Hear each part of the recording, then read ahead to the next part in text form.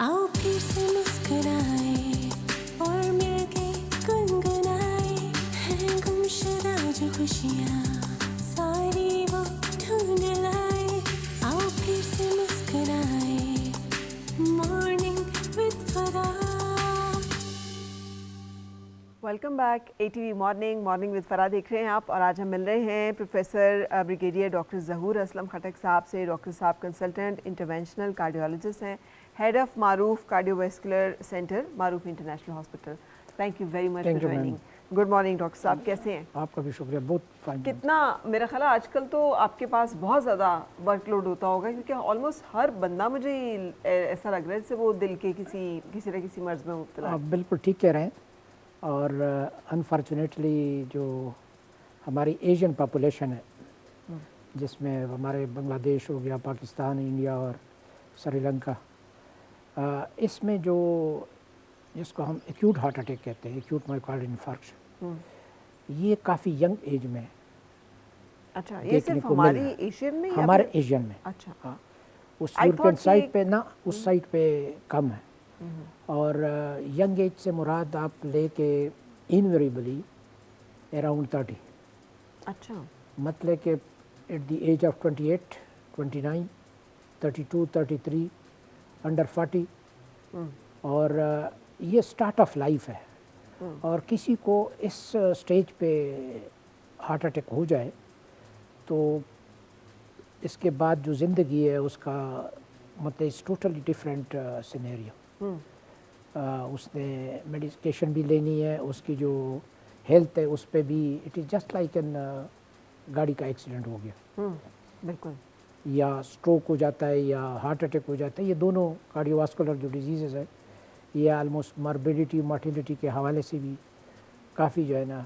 और heart attack सिर्फ ये नहीं है कि हार्ट अटैक हो गया और बंदा ठीक भी हो गया, उसके बाद जो दिल है ना उसमें रीजनरेशन पावर नहीं होती। जिस तरह किसी जगह पे फ्रैक्चर हो जाए, आप प्लास्टर लगा दे तो उधर कैलस बन जाता है और ऐसे बनता है कि दोबारा उधर से सुना है कि टूटता भी नहीं है। दिल में इस तरह की चीज़ नहीं है। दवाइयाँ हैं किसी हद तक, मतलब कि जो जिसको हम आम ज़बान में कहते हैं दिल का पंप इजेक्शन फ्रैक्शन, वो एक्यूट हार्ट अटैक में कम हो जाता है। और फिर जब हम 6 महीने तक फॉलो करते हैं, दवाइयाँ देते हैं, तो काफ़ी हद तक इम्प्रूवमेंट हो जाती है। लेकिन वो जो ओरिजिनलिटी है उस पर नहीं आता। बिल्कुल सही। तो ये बहुत बड़ी अलार्मिंग सिचुएशन है हमारे उसमें। अच्छा डॉक्टर साहब, कुछ मैं इसके ऊपर हम डिटेल में बात करते हैं, लेकिन कुछ ऐसे अमराज हैं जो कहते हैं कंजेनिटल इश्यूज भी हैं दिल के, जिनके साथ बच्चे पैदा होते हैं, उसकी क्या वजूहात होती हैं? क्या कुछ ऐसी मेडिसिन्स हैं, कुछ ये जो ग्रुप है ना, एक तो कंजेनिटल डिजीज़, हार्ट डिजीज़, और ये जो कॉरोनरी आर्टरी डिजीज़ है, ये दो मुख्तलिफ चीज़ें हैं। जो कॉरोनरी आर्टरी डिजीज़ है वो तो वाज़ह जो दिल की शरियान है उसके अंदर एथेरोस्क्लेरोसिस, फैट डिपोजिशन, और वो फैट इथीरोमा या प्लाक की शक्ल में उधर बैठ जाता है। और जब रप्चर होता है उसके ऊपर क्लाट बनता है, आर्टरी बंद हो जाती है, तो दैट इज़ हार्ट अटैक। ये जो कंजेनिटल हार्ट डिजीज़ है, जिसमें पैदाइशी तौर पे हार्ट की जो डेवलपमेंट है इंट्रायूटेराइन लाइफ, उसमें जो स्ट्रक्चर है उसमें कुछ ऐसे वो आ जाती है because of some medicine, because of some environmental factor, जिस तरह स्मोकिंग है या अल्कोहल है या पोल्यूशन है या डायबिटीज़ है या हाइपरटेंशन है। इन सारे उसमें स्पेशली ये जो एल्डरली ख़वातीन होती है, ऐसे कि जिसको हम कहते हैं कि 40 जितनी उम्र ख़वातीन की, उसके बाद प्रेगनेंसी में डाउन सिंड्रोम वगैरह ये चीज़ें ज़्यादा हो जाती है। तो जो दिल के अंदर सुराख या दिल की जो शरियान है उसमें जो एनामली है या जो मालफॉर्मेशन है, उसको हम कंजेनिटल एनामली कहते हैं। ठीक है, उसका इसके साथ ताल्लुक नहीं है। लेकिन उसकी वजूहात अगर आप थोड़ी सी बता सकें, ताकि प्रेगनेंसी में क्या एहतियात बरतने से, क्या कोशिश उसमें करने जिसको से हमारे सेटअप में ना, जिस तरह माल न्यूट्रिशन है, ऑलरेडी ख़वातीन कमज़ोर होती है, डाइट उसकी पूरी नहीं होती, आयरन डिफिशियंसी होती है, विटामिन डी डिफिशियंसी होती है, बाकी जो इन्वायरमेंटल पॉल्यूशन की शक्ल में आप देख लें कि हमारे पैरामीटर किसी भी डेवलप कंट्रीज़ के बराबर ही नहीं है। तो ये सारे के सारे जो है ना वो कंट्रीब्यूट करते हैं टूवर्ड दिस कंजेनिटल एनामली। اس کے علاوہ جو بعض اوقات ہم میڈیسن استعمال کرتے ہیں، اسپیشلی جو کویک استعمال کرتے ہیں، ان کو پتہ ہی نہیں ہوتا کہ کون سی میڈیسن آپ نے پریگنیسی میں دینی ہے اور کون سی نہیں دینی. کچھ میڈیسن تو جس طرح ایون بلڈ پریشر کی دوائیاں they are notorious for causing this congenital anomaly. Okay. بعض اوقات ہم یہ جو وارفرین وغیرہ ہے جو اسپیشلی رومیٹک ہارٹ ڈیزیز میں لوگوں کی ویل ریپلیسمنٹ ہو جاتی ہے، تو اس میں پھر یہ بھی ایمبریوجینیسس وغیرہ میں تھوڑا سا افیکٹ کرتی ہے. ٹھیک ہے. تو جو بھی میڈیسن یا جو بھی فیکٹر عوامل جو میں نے بتا دی ہے، وہ جو انٹرا جس میں وہ بچہ بن رہا ہوتا ہے جس کو ایمبریوجینیسس کہتے ہیں، اس میں کسی سٹیج کے اوپر بھی تھوڑا سا بھی اس میں کنٹریبیوٹ کر لے تو یو ہیو دس اناملی. دل کی ساخت میں دل کی ساخت میں جو ڈیولپمنٹ ہے اس میں ٹھیک ہے سیریس قسم کی. اچھا، اب ڈاکٹر صاحب اس کی علامات کیا ہونی چاہیے، کیسے پتہ چلنا چاہیے؟ اور بچے کو تو کارڈیولوجسٹ کے پاس لے جانے کا ہمیں سمجھ نہیں آتا. یہ ہے کہ ایک تو آج کل جو ڈیولپمنٹ اس میں بڑے شہروں میں تو ڈیفینیٹلی ہمارے جو پیڈیاٹرک کارڈیالوجسٹ ہے وہ فیٹل ایکو کرتے ہیں. اور اگر ایک بچے کو کسی کا پی ڈی اے وغیرہ یا دل میں سوراخ کی وجہ سے پتہ چل گیا، تو جو دوسرا بچہ ہوتا ہے نا، اس کے لیے وہ فیملی کو بھی پتہ ہوتا ہے کہ پہلے بچے میں تھا شاید اس میں بھی ہو، تو اس میں بھی وہ کر لیتے ہیں، مطلب پتہ چل سکتا ہے. اس سٹیج پہ تو بتانا کہ ہم کچھ کر سکتے ہیں اس کے لیے وہ نہیں ہے، پاسبل نہیں ہے. ڈیلیوری کے بعد اگر بچہ جس کو ہم جو کہ فیڈ نہیں لیتا، سائنوز ہو جاتا ہے، ہاتھ پاؤں نیلے پڑ جاتے ہیں، فیلئر ٹو تھرائیو ڈیولپ نہیں کرتا، یا ایون پیڈیاٹریشین اس کو سنے تو کسی جگہ پہ کچھ نہ کچھ دل میں ایب نارمل قسم کی آواز آتی ہے جس کو ہم عام زبان میں مرمر کہتے ہیں. تو یہ ساری کی ساری اس کی کنجنٹل اناملی کی. اور کنجنٹل اناملی کچھ اناملی ایسی ہے جو لائف کے ساتھ کمپیٹیبل نہیں ہے. بچہ پیدا ہی ہوتی ہے وفات پا جاتا ہے. کچھ ہے کہ کچھ سال تک 2 سال تک چلتا رہتا ہے، کچھ پھر پتہ چل جاتا ہے، ڈاکٹر انٹروین کرتے ہیں، تو جو لانجیوٹی ہے وہ کسی حد تک بہتر ہو جاتی ہے. ایون کمپلیکس کنجنٹل ہارٹ ڈیزیز میں بھی سرجری ہو جاتی ہے اور لوگ جو ہے نا نارمل جو اسپین ہے وہ پورا کر لیتے ہیں. ٹھیک ہے. اب coming back to the main topic جو کہ آج ہم بات کر رہے ہیں، کہ جسے آپ کہہ رہے ہیں کارڈیو ویسکولر ڈیزیز، کہ ڈاکٹر صاحب یہ کورونری ہارٹ ڈیزیز، یہ اس کی بنیاد کیسے پڑے گی؟ اس کی جو مین وجوہات ہیں نا جس کو ہم کلاسیفائی کرتے ہیں رسک فیکٹر کے حساب سے، پہلا تو ہائپرٹینشن ہے، پھر ڈائبٹیز ہے، پھر فیملی ہسٹری ہے، اسموکنگ ہے، اور کولیسٹرول کا زیادہ ہونا ہے. یہ جو ینگ ایج ہے نا، اس میں انفارچونیٹلی ہمارے حساب سے کافی سارے لوگوں کو ہارٹ اٹیک ہو جاتے ہیں. اس میں یہ ساری کی ساری جو ہمارے پریکٹس میں آتے ہیں، جب بھی ہم پوچھتے ہیں ایکسیس آف اسموکنگ، ٹھیک ہے، اور پلس جو اسٹریس لیول ہے وہ ٹائپ اے پرسنالٹیز ان لوگوں میں بھی یہ والی چیز زیادہ ہوتی ہے. کولیسٹرول جو ہے نا آپ چیک کر لیتے ہیں کہ یار ایل ڈی ایل جو بیڈ کولیسٹرول ہے وہ ان کا 250 200 اسپیشل وہ ایل ڈی ایل جس کی ہم کرتے ہیں کہ یار 70 سے نیچے ہو تو بہتر ہے، وہ اس کا فرام دا ویری بگننگ سے کہ پیدائش کے ساتھ ہی اس بندے کا کولیسٹرول جو ہے وہ چلا رہا تھا 200 یا 350 یا 250، اور وہ 30 سال یا 35 سال تک چلا، تو اس نے ڈیفینیٹلی آرٹری میں کچھ نہ کچھ تنگی کر دینی تھی. ایک گروپ تو ڈاکٹر کے پاس چلا جاتا ہے، اور دوسرا یہ کہ ہم کھیلتے رہتے ہیں، پتہ ہی نہیں چلتا، 1 مارننگ پتہ چل جائے کہ بندے کو ہارٹ اٹیک ہو گیا. ٹھیک ہے. تو اب اس کا مطلب ہے کہ ان تمام رسک فیکٹرز کو ذہن میں ان تمام رسک فیکٹر کو ماڈیفائی کرنا بہت ضروری ہے. اور جن لوگوں میں فیملی ہسٹری ہوتی ہے ان کے لیے ہماری ایڈوائز ڈیفینیٹلی یہ ہوگی کہ بڑا اسٹرکٹ جو ہے نا لائف سٹائل ماڈیفیکیشن پہ نظر رکھیں. وہ کیا life style modification? Life style یہ کہ ہیلدی ایٹنگ، مطلب یہ سموسے پکوڑے وغیرہ، یہ تو میں تو ذاتی طور پہ آپ یقین کریں کہ پکوڑے جو ہے نا روزے میں بھی نہیں کھاتے، وہ تو ہماری ایک سٹائل سی بنی ہوئی ہے. جو فرائیڈ جتنی بھی چیزیں ہیں، باقی ڈرائی فروٹ وغیرہ ہو گئے، ویجیٹیبل ہو گئے، مطلب اتنا فروٹ اللہ کا شکر ہے کہ پاکستان میں اویلیبلٹی تو ہے کہ فائنانس پہ شاید مہنگا ہو لیکن فراوانی ہے. اس پہ یہ جو فاسٹ فوڈ ہے دس اگین، اور باقی جو سیڈنٹری لائف سٹائل ہے اس میں ذرا اپنے لیے بھی تھوڑا سا ٹائم نکالے، 30-35 منٹ 45 منٹ ایکسرسائز کرے. تو یہ ساری چیزیں، ڈیزیز تو آنی ہی آنی ہے، مے بی کہ 60s پہ آ جائے، 70s پہ آ جائے. تو آپ دیکھیں نا کہ یورپین کی جو ایوریج لائف ہے وہ 90 پہ بھی بندہ کھیل رہا ہے، ٹینس بھی کھیل رہا ہے. اور جاگ بھی کر رہا ہے, گاڑی بھی چلا رہا ہے. ہماری جو ہی 60s کراس کر جاتے ہیں تو چلنے پھرنے کے, یا maybe because of some disease وہ اسٹیمنا نہیں رہتا جو کہ ایک کسی بھی ڈیولپ نیشن کا یا یورپین کنٹریز کا ہے. ٹھیک ہے.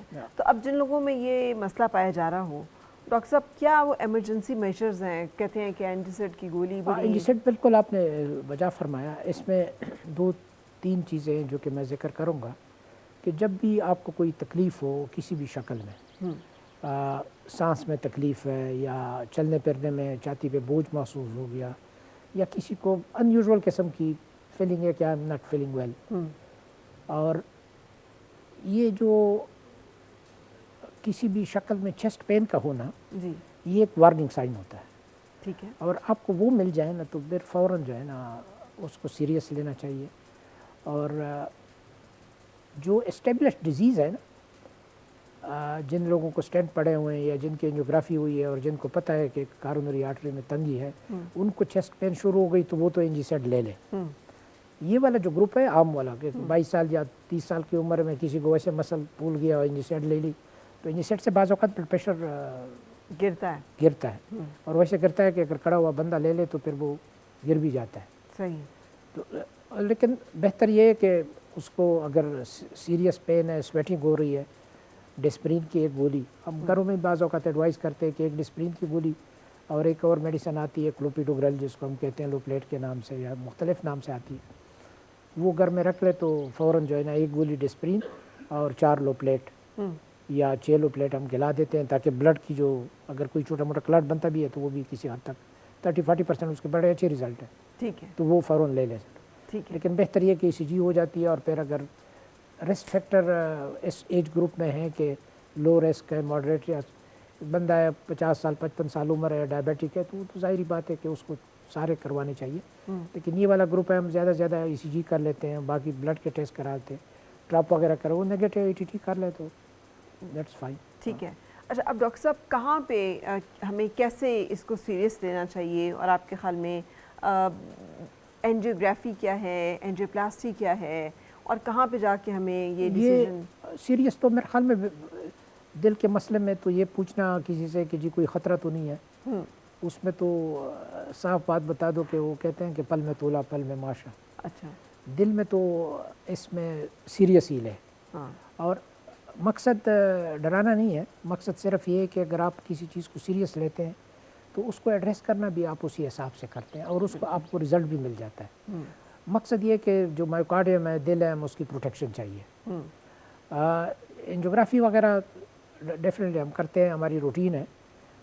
ان کیسز میں کرتے ہیں جس میں ہمیں اندازہ ہے کہ اس میں کچھ نہ کچھ نکلے گا. جب اینجیوگرافی ہو جاتی ہے نارمل ہے, مریض کو مبارکباد سیلیبریٹ کرے, اور گاڈ فار بیڈ اگر ڈیزیز آتی بھی ہے تو ضروری نہیں ہے کہ ہر بندے کو ہم اسٹینٹ ڈال دیں یا ہر بندہ بائی پاس پہ چلا جائے. ہو سکتا ہے 20% 40% ڈیزیز ہے جس کو ہم سب کریٹیکل ڈیزیز کہتے ہیں, اس کو میڈیکیشن پہ رکھتے ہیں. ٹھیک ہے. جب تک ڈیزیز 70% سے زیادہ نہ ہو, یا جو بڑی آرٹری ہے اس میں اگر 50% بھی ڈیزیز ہے تو پھر ہم اس کو ایڈریس کرتے ہیں. لیکن اسٹینٹ کے لیے یا بائی پاس کے لیے ڈیزیز ایک خاص لیول سے زیادہ ہونا ضروری ہے. ٹھیک ہے. جو یہ جو سب کریٹیکل ڈیزیز ہے, اس کا یہ مقصد نہیں ہے کہ بندے کو کہے کہ جی کسی چیز کی ضرورت نہیں. ان سے بھی اتنی ہی ہارٹ اٹیک ہوتے ہیں جتنے وہ جو 80% ڈیزیز ہے یا 90% ڈیزیز ہے, کیونکہ ڈیزیز ایتھیروما نے رپچر کر جانا ہے, اس پہ کلاٹ بن جانا ہے اور آگے فلو بند, تو ہارٹ اٹیک. تو وہ خواہ ڈیزیز 20% ہو, 40% ہو, 60% وہ برابر ہے اس حساب سے. تو یہ والا جو گروپ ہے یہ ہم میڈیکیشن پہ رکھتے ہیں. اور جن لوگوں کی اینجیوگرافی میں کریٹیکل ڈیزیز آتی ہے, اور وہ 2 ماڈیلٹی آف ٹریٹمنٹ ہے, ایک اینجیوپلاسٹی ہو گئی اور دوسری جو ہے ہمارے پاس بائی پاس آپریشن ہے. اس کے پھر اپنے گائیڈ لائنز ہے کہ کس پیشنٹ کی اینجیوپلاسٹی کرتے ہیں اور کس میں جو ہے ہم نے بائی پاس پہ جانا ہوتا ہے. جو اسٹینٹ ہے وہ ایک اسپرنگ ہوتا ہے, جس طرح ایک سمپل سا اسپرنگ آپ سمجھ لیں, وہ جو آرٹری ہے اس میں ڈال دیتے ہیں اور اس کو ہم انفلیٹ کر دیتے ہیں, بیلون کے اوپر ماؤنٹ ہوتا ہے, اس آرٹری کی جو پیٹنسی ہے وہ پھر چلتا رہتا ہے, لائف لانگ تک چلتا رہتا ہے. لیکن یہ جو سڈن کارڈیک اریسٹ ہے جو ینگ ایج میں ہے, یہ آپ نے بڑا اچھا ہسٹری نہیں ہے پوائنٹ ریز کیا. اس میں 2 جو ہے نا کیٹیگریز آف پیشنٹ ہے. ایک یہ کیٹیگری ہے جس کا ہم ذکر کر رہے ہیں کارونری آرٹری ڈیزیز, ہارٹ اٹیک. دوسری جو کیٹیگری ہے نا وہ الیکٹریکل فینامنا ہے. اچھا. ہارٹ میں دو طرح کی ایکٹیویٹی ہوتی ہے, ایک الیکٹریکل ایکٹیویٹی ہے اور ایک میکینیکل ایکٹیویٹی. میکینیکل ایکٹیویٹی یہ ہے کہ وہ پمپ کرتا ہے اور اس پمپ کے لیے اس کو الیکٹریکل سپورٹ چاہیے. یہ جو ایتھلیٹ ہوتے ہیں ہم نے سنا ہے سڈن ڈیتھ ہو جاتی ہے, یا بچہ ہے 10 سال 12 سال کرکٹ کھیل رہا تھا اچانک فاؤنڈ ڈیڈ. کچھ ہوتے ہیں کہ جو فٹ بال کھیل لیا بیٹھ گیا کرسی پہ فاؤنڈ ڈیڈ. وہ روٹین ہے یہ. وہ والا جو گروپ ہے نا وہ الیکٹریکل ایکٹیویٹی کی وجہ سے ہوتا ہے. اچھا. وہ خاص قسم کی ڈیزیزز ہے جس میں چینل آپتیز کہتے ہیں, سوڈیم چینل, پوٹاشیم چینل, یہ مختلف قسم کے کیلشیم چینل, اس میں طرح طرح کے جس میں لانگ کیوٹی ہے, شارٹ کیوٹی ہے, بروگاڈا جو کہ ابھی آئیڈینٹیفائی ہوں گے پوسٹ مارٹم کے بعد پتہ چلا کہ جی, اور کچھ جینیٹیکلی ویریئنٹ ہوتے ہیں. ایک اور ڈیزیز آتی ہے جس کو ہم عام زبان میں حکم کہتے ہیں, اس میں دل کے پٹے اس خاص کیٹیگری میں لوگوں میں بڑے ہو جاتے ہیں. صحیح. اس فیملیز میں پھر سڈن ڈیتھ کے. تو یہ جو سڈن ڈیتھ ہے یہ دونوں سے ہو سکتا ہے. ٹھیک ہے. ایک تو یہ جو چینلاپتی والا گروپ ہے, دوسرا یہ جو ہارٹ اٹیک والا گروپ ہے. ٹھیک ہے. اچھا, اب اس کو کیا ہم فورس ہی کر سکتے ہیں یا اس کو پریونٹ کرنے کے لیے کچھ کر سکتے ہیں, کیونکہ یہ ایک بڑا خوفناک سی بات ہے. یہ اس میں تو ڈیفینیٹلی کیونکہ سوڈیم اور پوٹاشیم لیولز تو ہم چیک ہی نہیں کرتے. ہر انسان جو ایتھلیٹ ہوتے ہیں نا اس کے بارے میں تو ریکمنڈیشن انہوں نے وہ کی ہوئی ہے کہ جو بھی کمپیٹیٹیو سپورٹس ہے اس میں یہ لوگ کرتے ہیں. ٹھیک ہے. ای سی جی کم از کم کرتے ہیں. ای سی جی میں اگر کوئی اب نارملٹی نظر آتی ہے تو پھر وہ آگے اس کو اسی طرح سے انویسٹیگیٹ کرتے ہیں. دوسری جو ہے کیٹیگری کے روٹین میں نارملی جو لوگ او پی ڈی میں جاتے ہیں کسی اور تکلیف کے ساتھ, جب ای سی جی ہو جاتی ہے پتہ چل جائے کہ یار اس میں تو ای سی جی میں چینجز ہے اور وہ مختلف ڈبلیو پی ڈبلیو ہے یا مختلف حکم والی پکچر ہے, یا اس کو پھر ہم انویسٹیگیٹ کرتے ہیں. یا کسی فیملی میں سڈن ڈیتھ ہو جاتی ہے, ایک کی ہو جاتی ہے تو پورا فیملی کو ہم انویسٹیگیٹ کر لیتے ہیں کہ اس طرح کے مسائل کے ساتھ پھر وہ والی نہ ہو. ٹھیک ہے. لیکن اس کے علاوہ کیا کوئی ڈائٹ فیکٹر کچھ اس طرح کی چیزیں؟ اس کا ڈائٹ کے ساتھ کوئی وہ لنک نہیں ہے, لیکن بہتر یہ ہوتا ہے کہ جب ہم ذکر کر رہے ہیں کہ ڈیزیز ہے تو اگر یہ ڈیزیز ہے تو جو دوسری ڈیزیز ہے کارونری آرٹری ڈیزیز, مطلب یہ نہیں ہے کہ کسی بندے کو اگر چینلاپتی ہے کوئی کو اس کو کارونری آرٹری ڈیزیز نہیں ہو سکتی. یہ دونوں ایٹ ون ٹائم بھی ہو سکتے, تو بہتر یہ ہے کہ اپنی لائف سٹائل کو پھر اسی حساب سے وہ مانیٹر کرتے رہیں. تو اب ڈاکٹر صاحب آپ کیا ریکمینڈ کرتے ہیں کہ ہمیں کیا اپنے نارمل جو ٹیسٹ ہیں بلڈ ٹیسٹ وہ کافی ہیں, ہمیں اپنے دل کی صحت کے اوپر نظر رکھنے کے لیے کچھ اور ٹیسٹ بھی ہمیں کروانے اگر تکلیف نہیں ہے نا تو ایک خاص سٹیج پہ تو مطلب کہ ابھی ہر بندے کو ای ٹی ٹی کرانا ہم نے تو ریکمینڈ کیا ہوا ہے کہ یہ جو 35 سال کی گروپ ہے اس پہ ہم کرتے ہیں. ٹھیک ہے. 50 کے بعد پھر چھوڑ دیتے ہیں ای ٹی ٹی وغیرہ. 35 اراؤنڈ ہم ہر سال میں ہم نے وہ کیا ہوا ہے کہ کم از کم ای ٹی ٹی کرا لیں. پتہ چل جاتا ہے کہ ہارٹ ریٹ اگر آپ 140 150 پہ کسی کا پہنچا دیں تو کافی حد تک ہمیں ایک سپورٹ مل جاتی ہے کہ ٹھیک ہے ڈیزیز ہے یا نہیں, کیونکہ ای ٹی ٹی سے ہمیں 60-70% پتہ چل جاتا ہے کہ ٹھیک ہے. لیکن اگر وہ نہیں ہے, تکلیف نہیں ہے تو ٹینشن بھی یہ نہ لے کہ جی مجھے ہارٹ اٹیک نہ ہو جائے, یہ نہ ہو جائے, کیونکہ جو ایونٹس ہے نا اس کا کوئی پتہ نہیں چلتا کہ کس ٹائم جو ہے نا ایونٹ کسی بھی شکل میں ہو. بعض اوقات لوگوں کی بڑی آرٹری بند ہو جاتی ہے, کچھ بھی نہیں ہوتا. بعض اوقات ایک چھوٹی سی ڈائگنل جو ایل ای ڈی کی برانچ ہوتی ہے, ایک چھوٹی سی آرٹری بند ہو جاتی ہے, اس سے بندے کی کیجوالٹی ہو جاتی ہے. لیکن جہاں تک آپ کی اس کا مشورے کا تعلق تھا, بات کا تعلق تھا کہ کون سے ٹیسٹ کروانی چاہیے, کولیسٹرول وغیرہ, شوگر وغیرہ, یہ جو پیرامیٹر ہے یہ ضرور چیک کروا لینی چاہیے. ٹھیک ہے. کسی بھی اسٹیج پہ. بالکل صحیح. اچھا ڈاکٹر صاحب, اس ٹاپک سے جڑی ہوئی کوئی اور ایسی انفارمیشن جو کہ آپ دیکھنے والوں کے ساتھ شیئر کرنا چاہیں تو پلیز. بس دعا یہ کرے کہ اللہ اپنی حفظ و امان میں رکھے اور کام بھی کرے اور اپنی صحت کے اوپر بھی پوری توجہ دے, اور کوئی بھی تکلیف ہو کسی بھی شکل میں, سانس کی شکل میں, چیسٹ پین کی شکل میں, اس کو میری گزارش یہ ہے کہ نگلیکٹ نہ کریں. ڈاکٹر کے پاس کم از کم ایک دفعہ ضرور چلے جائیں, کیونکہ بعض اوقات چیزیں ماسک ہوتی ہے, پتہ نہیں چلتا.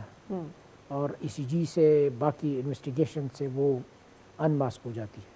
ٹھیک ہے. میں صرف ایک مثال دے دوں. اب بعض لوگوں کو چیسٹ پین ہوتا ہے اور ETT بھی بندہ کہتے ہیں. ابھی ہمارے پاس ایک ماڈیلٹی آئی ہے انویسٹیگیشن کی جس کو ہم CT کارونری کہتے ہیں. اسے پتہ چل جاتا ہے کہ آرٹری میں اگر کوئی تنگی ہے وہ بھی نظر آ جاتی ہے. بعض اوقات اس کو ہم کہتے ہیں مسل برج. وہ آرٹری جو ہے نا دل کے گوشت کے اندر سے نکلی ہوتی ہے, تو جب سسٹلی میں دل کنٹریکٹ کرتا ہے تو اس میں اس چیسٹ پین ہو جاتی ہے. تو وہ بھی ایک طرح سے کہ پتہ چل جاتا ہے اس کا. ٹھیک ہے.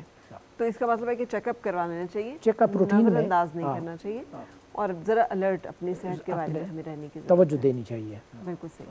بہت بہت شکریہ ڈاکٹر صاحب, تھینک یو ویری مچ. آپ کا بھی بہت بہت شکریہ کہ آپ نے انوائٹ کیا اور اس خاص موضوع کے اوپر ہم نے گفتگو کر لی. بالکل. پروفیسر بریگیڈیئر ڈاکٹر ظہور اسلم خٹک صاحب ہمارے مہمان تھے, اور دل کے امراض کے حوالے سے آج ہم نے بات کی ہے. بریک کے لیے رکیں گے, بریک کے بعد پھر آپ سے ملاقات. اور مل کے گنگنائے ہیں گمشدہ جو خوشیاں.